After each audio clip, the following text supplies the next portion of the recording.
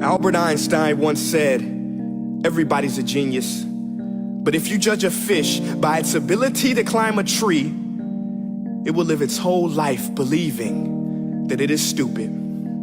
Ladies and gentlemen of the jury, today on trial we have modern day schooling. Glad you could come. Not only does he make fish climb trees, but also makes them climb down and do a 10-mile run. Tell me, school, are you proud of the things you've done? Turning millions of people into robots, do you find that fun? Do you realize how many kids relate to that fish? Swimming upstream in class, never finding their gifts, thinking they are stupid, believing they are useless? Well, the time has come, no more excuses. I call school to the stand and accuse him of killing creativity, individuality, and being intellectually abusive. He's an ancient institution that has outlived his usage. So, Your Honor, this concludes my opening statement, and if I may present the evidence of my case, I will prove it. Proceed. Exhibit A. Here's a modern-day phone. Recognize it? Here's a phone from 150 years ago. Big difference, right?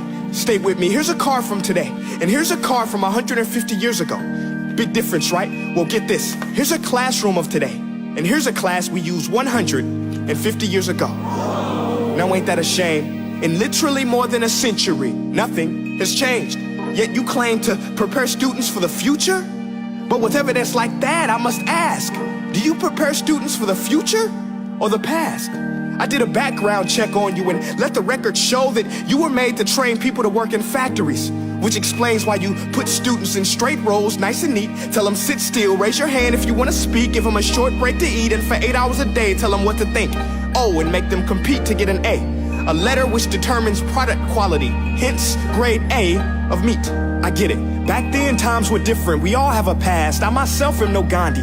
But today, we don't need to make robot zombies. The world has progressed. And now we need people who think creatively, innovatively, critically, independently with the ability to connect. See, every scientist will tell you that no two brains are the same.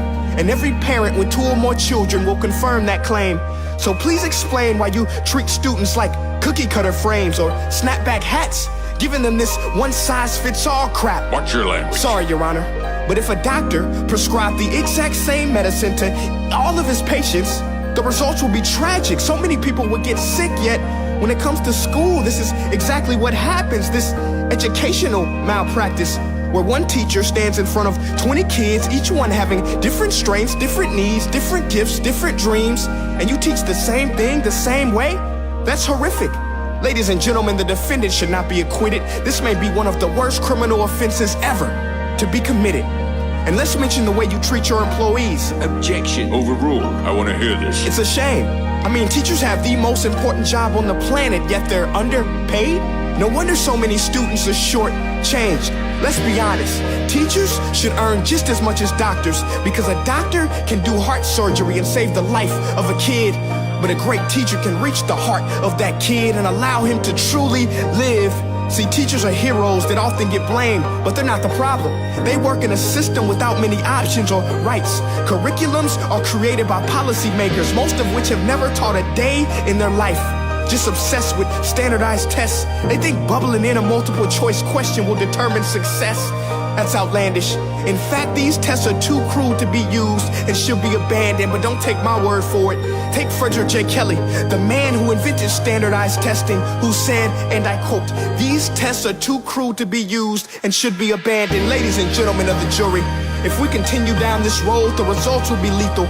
I don't have much faith in school, but I do have faith in people. And if we can customize healthcare, cars, and Facebook pages, then it is our duty to do the same for education, to upgrade it, change it, do away with school spirit, because that's useless. Unless we're working to bring the spirit out of each and every student, that should be our task. No more Common Core. Instead, let's reach the core of every heart in every class. Sure, math is important, but no more than art or dance. Let's give every gift an equal chance. I know this sounds like a dream, but countries like Finland are doing impressive things. They have shorter school days. Teachers make a decent wage. Homework is non-existent, and they focus on collaboration instead of competition. But here's the kicker, boys and girls. Their educational system outperforms every other country in the world. Other places like Singapore are succeeding rapidly. Schools like Montessori, programs like Khan Academy, there is no single solution.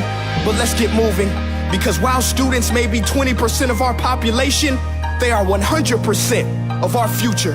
So let's attend to their dreams, and there's no telling what we can achieve. This is a world in which I believe, a world where fish are no longer forced to climb trees. I rest my case.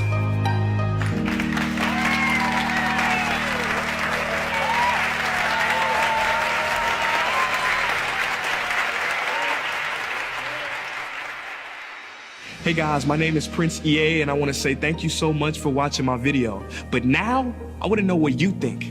How can we together create a more efficient, effective, and just better future of learning? I want you to visit nestday.com/preorder the future and share your thoughts and ideas on the topic. Peace.